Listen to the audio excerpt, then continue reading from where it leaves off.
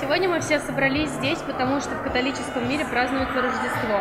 Ну а поскольку на нашем факультете 3 отделения, французское, немецкое и английское, все эти народы празднуют Рождество именно сегодня, в этот день, 25 декабря, поэтому мы рады приветствовать всех гостей здесь у нас. Сейчас гостей ждет сказка, которую мы подготовили своими силами.